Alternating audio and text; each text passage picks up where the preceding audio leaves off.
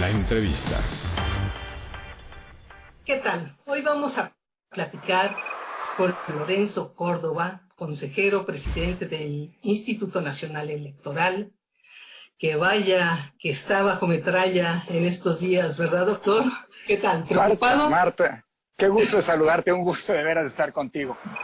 Bueno, es parte, digamos, de los gajes del oficio, ¿no? El Instituto Nacional Electoral siempre, igual que el IFE antes, pues está sujeto a presiones, a retos discursivos de los actores políticos. Es parte del rol del arbitraje.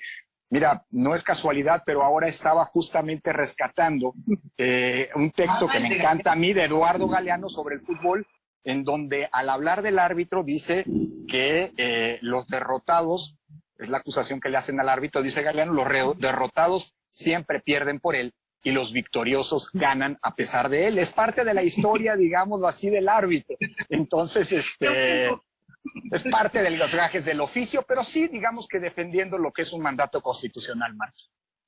Pero yo no recuerdo que a nivel presidencial haya sido tan señalado como ahora, a ver, como con Andrés Manuel. No, es en efecto, probablemente nunca había habido una narrativa desde la tribuna más alta de la República en contra de un órgano electoral. Pero bueno, pues son estilos, diría yo, y creo que lo que estamos escuchando es la postura de un actor político que se asume como un actor político y por lo tanto, pues el INE tiene que comportarse como se comporta con los actores políticos, no entrar en una discusión frontal, yo creo que no nos lleva a ningún lado. Pero a ver, el presidente dice que se va a elegir como guardián de la elección. Primera pregunta, ¿puede hacerlo? ¿Tiene derecho a hacerlo? Mira, la única lectura de esa expresión conforme con la Constitución es que él va a vigilar, y así he querido interpretarlo, que él va a vigilar que sus funcionarios públicos, subordinados a él, quiero decir, que los funcionarios del gobierno federal que dependen de él, van a estar muy vigilados por la cabeza del Ejecutivo para que no vayan a cometer ninguna violación a las normas electorales. Recordemos que tenemos un marco normativo muy exigente para los servidores públicos. Y creo que esta vigilancia pues será mayor para quienes manejan recursos públicos y programas sociales, porque es la única manera de darle sentido constitucional a lo que ha dicho el presidente. Él ha dicho también que como cualquier ciudadano va a presentar denuncias, y eso está muy bien, pero las denuncias en materia electoral se presentan o bien ante la Fiscalía de Delitos Electorales o bien ante el INE, y estaremos atentos a las denuncias que presente. Porque guardián constitucional de las elecciones ya tenemos, es el INE. Hay que leer lo que dice el artículo 41 constitucional. Así que lo que yo quiero es no decirle al presidente que no es un guardián, sino más bien que darle, digamos, esta salida, esta interpretación, que es la única interpretación conforme con nuestro marco constitucional, que es que va a ser un guardián de que los funcionarios que dependen de él no vayan a violar el marco legal. Pero a ver, yo platiqué con José Agustín Ortiz Pinque, Sí. que es precisamente el titular de la Fiscalía Electoral, y él dice que el presidente soltó tal expresión porque tienen información de que hay 6 o 7 gobernadores, y entre comillas, que están preparando el fraude. Bueno, pues tendrá que... Pues mire, lo que tiene que pasar, Marta, es entonces que el presidente pues presente las denuncias con los elementos de prueba que tengan en su poder, y se tendrá que presentar como denuncia, repito, o ante la Fiscalía de Delitos Electorales o ante el Instituto Nacional Electoral o los órganos electorales de los estados, según sea el caso. Pero yo creo que es muy importante que si se tiene conciencia, se tiene elementos, se tiene suficiente información de que hay alguien que va a vulnerar las normas electorales, se tramite ante las instancias correspondientes. Pero entonces es un denunciante, no es un guardián, porque hay una diferencia entre una cosa. Él puede ser un guardián de los funcionarios que le están subordinados. Y en todo caso puede ser... Un gobernador no está subordinado, pero puede eventualmente presentar una denuncia, y los órganos electorales vamos a estar muy atentos a las denuncias que se presenten. Y no solo, vamos a estar muy vigilantes de que todos los sujetos obligados que en materia electoral van en el ámbito público, desde el presidente mismo de la República hasta los presidentes municipales, se ajusten a las normas. A ver, también el consejero jurídico Julio Scherer acaba de declarar pues que todavía hace 2 años el INE pues nomás no daba una, ¿verdad? Porque todos metían la mano, todos los actores políticos y además dinero de empresas, y ellos definían realmente quién detentaba el poder. Bueno, hace 2 años el INE fue el garante de que existieran condiciones para que se diera la que yo creo es una de las elecciones más libres, más vigiladas y más equilibradas de la historia. Por supuesto que nadie le resta un ápice a la contundente, incuestionable triunfo que se dio en las urnas. Pero las condiciones mediante las que se dio ese triunfo son condiciones que fueron creadas, por lo menos en lo que tiene que ver con la organización de una elección, impecable. Y lo que tiene que ver con condiciones de equidad en la competencia, que fueron generadas, vigiladas y garantizadas por el INE. Y por lo demás, pues mira, si no se presenta, yo así lo veo, todo lo que no esté acompañado con denuncias, con pruebas y se tramite en tal instancias pertinentes, pues no importa quién lo diga, es el discurso de un actor político. Y frente a los discursos de los actores políticos, el INE se pone, como lo mandata la Constitución y lo exige su rol, por encima, porque el INE es una autoridad super partes. Al ser el árbitro, por eso comenzaba citando a Galeano, al ser el árbitro de la contienda electoral, el INE tenía que colocarse por encima de los actores políticos. Por eso es muy preocupante, Marta, que haya quien en el discurso político pretenda colocar al INE como una parte de las que están en contienda. Ha habido un documento cuya autenticidad pues nadie conoce ni confirma, no sabe si es cierto, si es falso, se sabe que no sabe quién es el autor, en donde a mí me preocupa mucho que haya quien pretenda construir la narrativa de que el INE o que miembros del INE y del Tribunal Electoral forman parte de los grupos en disputa, porque es una manera de querer deslegitimar el rol constitucional que los órganos electorales estamos llamados a jugar, que es, como te digo, un rol super partes, un rol de vigilancia y de arbitraje de lo que las partes, de lo que los actores políticos hacen durante las elecciones, ¿no?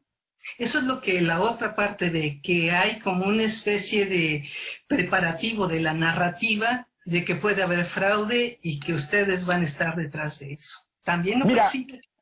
Mira, no, pero creo que eso es parte, digamos que si tú echas una mirada atrás en los últimos 10 años, no hay una sola fuerza política,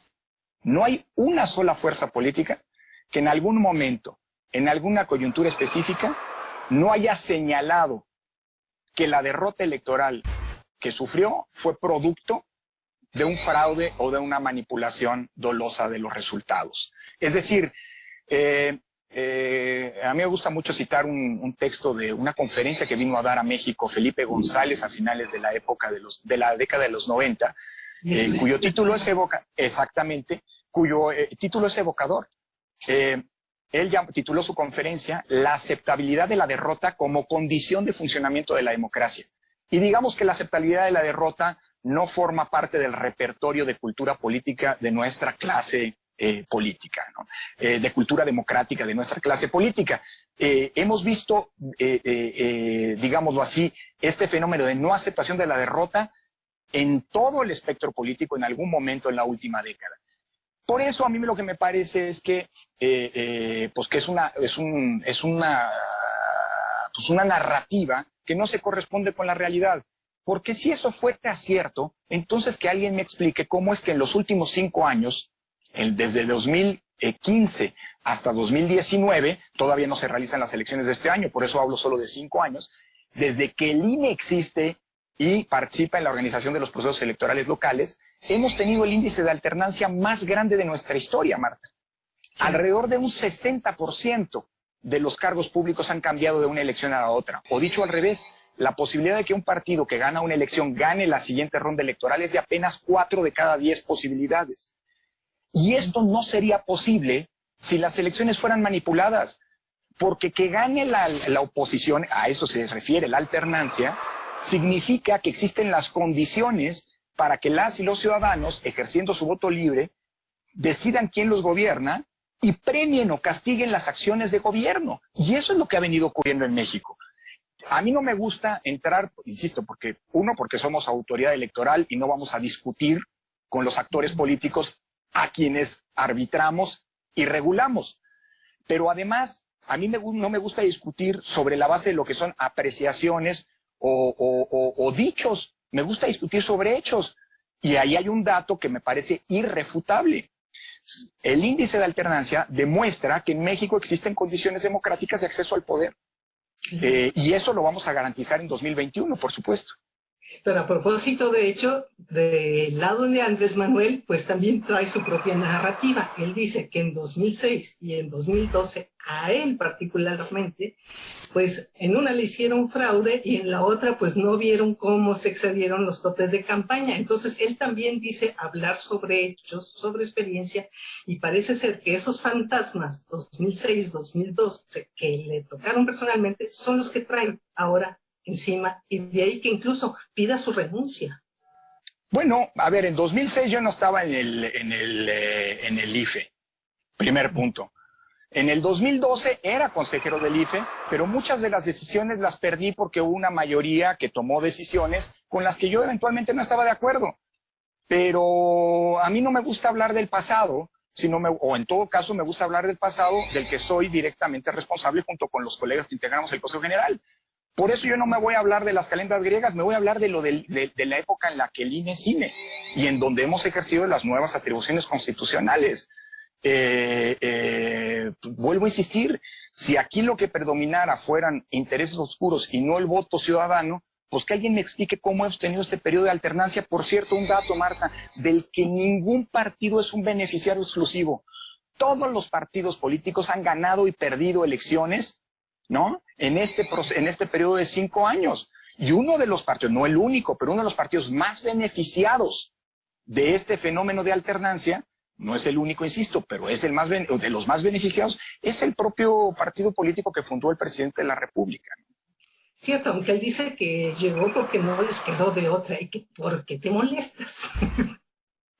Bueno, pues ese es un punto de vista. Digamos, podemos hacer una reconstrucción de todas las decisiones que tomó el INE para garantizar equidad en la contienda y analizar si esas son o no elementos que generaron condiciones para que las y los ciudadanos votaran como votaron, libremente. Yo no estoy diciendo el sentido del voto, no le estoy escatimando. Digo, el presidente de la República ganó en una elección absolutamente legítima. Todos los votos que obtuvo son votos legítimos, por cierto, igual que los que votaron por los candidatos y por los partidos perdedores. Pero las condiciones sí fueron creadas por el Instituto Nacional Electoral, que por cierto reconoció y corrigió el rumbo luego de muchas críticas que se le hicieron en 2017. Sí. Pienso, por ejemplo, en el acuerdo que tomamos para generar lo que llamamos cancha pareja. Ese acuerdo lo tomó el INE. Pienso, por ejemplo, en la prohibición del uso de las tarjetas estas que te daban beneficios. Pienso en las reglas para que no se usaran los programas sociales con fines políticos. Pienso, por ejemplo, en las reglas que tomamos para garantizar, cuando el Tribunal Electoral nos obligó a poner reglas de la aparición en la publicidad, ¿te acordarás? Sí. Bueno, es que mira, cada quien cuenta cómo le va en la historia y construye la historia que quiere. Yo me acuerdo cómo acusaban al INE de no bajar al entonces presidente de Morena, Andrés Manuel López Obrador, de los spots que le correspondían a ese partido.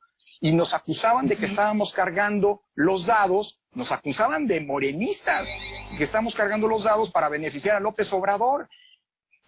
Me acuerdo, por ejemplo, cuando en pleno proceso electoral yo le hice la advertencia a los empresarios del país que tuvieran mucho cuidado con las cartas que le estaban mandando a sus empleados porque estaban muy cerca de cometer un ilícito electoral. Es decir, el INE garantiza las condiciones. Los votos los obtienen las y los candidatos, pero nadie, a menos que tenga un interés político, y se vale, nada más faltaba, puede asumir que el INE haya sido un factor o no haya sido un factor para garantizar condiciones de la que es la elección más libre de la historia. Lo demás son narrativas que políticamente se construyen y sobre las cuales nosotros no tenemos ningún tipo de interés en polemizar. Hay quien dice que la democracia nació el 1 de julio de 2018, con lo cual, por cierto, reniega de los esfuerzos. No, es que lo han dicho, que antes no había democracia y que ahora hay democracia. A ver, ojalá y el 1 de julio de 2018 haya comenzado una época del país que resuelva los grandes problemas nacionales de pobreza, de desigualdad, de corrupción, de impunidad, de inseguridad. Eso ya lo veremos. Pero lo que sí no se puede decir es que el 1 de julio haya nacido la democracia. Al revés, yo creo que el 1 de julio ocurrió lo que ocurrió, de 2018, ocurrió lo que ocurrió gracias a toda esa serie de transformaciones que a lo largo de 30 años se habían venido gestando paulatinamente. Para decirlo en pocas palabras, Marta, yo no me creo, y creo que es falaz, la interpretación creacionista de la democracia, y más bien soy partícipe, a lo mejor porque leí a Darwin y a Antonio Lascano y a Oparin y demás, de una lógica evolutiva de la democracia. Lo que hoy tenemos es producto de una larga evolución de luchas que, por cierto, injustamente, con la otra narrativa, se echan a la basura. Tú estás negando toda la lucha y el legado de personajes como Cuauhtémoc Cárdenas, como Manuel J. Cloutier, como Porfirio Muñoz Ledo, como Ligeia Martínez. Está defendiendo la historia que juntos construimos. Pero también tiene que quedar claro que te avientes, así lo dice con esas palabras. No Bueno, sé pues, qué concretamente. yo creo que el árbitro tiene que cuidar también su rol de autoridad super partes. El árbitro no se puede volver una parte en contienda. El árbitro tiene que defender su trabajo, tiene que defender las condiciones, pero no se puede convertir, porque entonces sí, esa sí sería la historia de una profecía autocumplida, no se puede convertir, como algunos andan diciendo, en una de las partes beligerantes, porque no estamos allí. Ok, ¿no hay pleito personal entre Andrés Manuel y tú? No, hombre, para nada, al contrario. Es más, voy a hacer una confesión. Cuando mi padre contrajo segundas nupcias después de que mi madre había fallecido, pues el mismo hoy presidente, el licenciado López Obrador, fue testigo en su boda, y ahí, pues bueno, hubo una convivencia como ocurre en este tipo de eventos sociales. Hay una relación respetuosa, diría yo, y de este lado, con toda la deferencia a la investidura de su cargo. Okay. Bueno, ahora mirando hacia el próximo, ahora sí que proceso electoral, el que viene, el monstruoso, ¿no? El más grande de la historia, como le llaman. Hay maneras de decir que el dinero de los empresarios, el dinero público, no va a intervenir en estas elecciones como sí ocurrió en otras. Bueno, ese es el gran desafío que tenemos como autoridad electoral fiscalizadora, vigilar justo los recursos de los partidos políticos. Nosotros... O sea, ¿cuentan las herramientas fuertes para hacerlo? Mira, el INE es el órgano mejor dotado en términos de fiscalización de todos los órganos electorales del mundo. Pocos órganos electorales, por cierto, a propósito del confundir peras con manzanas, porque luego se dice que el INE cuesta mucho y que es el que más cuesta de los órganos electorales del mundo. No hay ningún dato cierto para poder afirmar tal cosa. Es más, hay otros órganos electorales que cuestan más que el INE, pero lo que sí te puedo decir es que ningún órgano electoral del mundo cumple todas las funciones que cumple el INE. El INE lleva la lista de electores, cosa que no hacen todos los órganos electorales del mundo. El INE fiscaliza a los partidos políticos, cosa que no hacen todos los órganos electorales del mundo. Y el INE monitorea la radio y la televisión, cosa que no hace ningún otro órgano electoral del mundo. Dicho eso, las herramientas de fiscalización que tiene el INE son herramientas que pocos órganos electorales tienen. Los órganos electorales, te pongo un ejemplo, de Estados Unidos, la Federal Electoral Commission, ahora va a estar muy invocada por la elección en Estados Unidos de noviembre próximo, tiene facultades de fiscalización, pero no le puede pedir información ni a los bancos ni al fisco de las personas que tuvieron algún vínculo financiero con los partidos políticos. Nosotros sí podemos hacerlo, porque no tenemos, nosotros podemos trascender los secretos bancario, fiduciario y fiscal. Por eso mismo vamos a utilizar esas herramientas para vigilar que no haya recursos ni privados indebidos, ni públicos indebidos. Nuestro principal problema, y eso lo enseña la historia, es el desvío de recursos públicos hacia las elecciones. Y eso lo hemos identificado. De hecho, nuestro modelo de riesgos de fiscalización pone un énfasis particular en el manejo de las cuentas públicas en los meses previos de las campañas electorales, porque es cuando podemos identificar eventuales desvíos, muchas veces a través de órganos de estas corporaciones fantasma, de estas empresas fantasma, hacia las propias campañas electorales. Ese es un modelo que hemos probado y que vamos a instrumentar sin lugar a dudas, ¿no? ¿Los programas sociales del presidente van a estar ahí bajo vigilancia? ¿O cómo, Por cómo le van a supuesto. hacer? Sí, Marta, nosotros tenemos ya un convenio que hay que renovar. Lo hicimos para las elecciones del año pasado con la actual administración, con la secretaria del Bienestar y con la secretaria de la Función Pública, para que el INE tenga acceso a todos los datos de los padrones, por ejemplo, y los datos de entrega de los beneficios de los programas sociales. No toda la información se ha entregado como debería entregarse, pero estoy convencido que esa primera experiencia va a ser muy importante para que de cara a 2021 esta información sea transparente y permitan que el INE vigile que no vaya a haber algún tipo de desvío de programa o de uso de programas sociales hacia con fines electorales. Y bueno, pues confío además en que el presidente va a ser un guardián del comportamiento de los funcionarios que dependen de él y que va a vigilar y eventualmente denunciar si alguno de los funcionarios que de él dependen y cualquier otro, a que bienvenidas esas denuncias, ¿no?, están infringiendo las normas electorales. ¿Y a los gobernadores cómo los van a cuidar?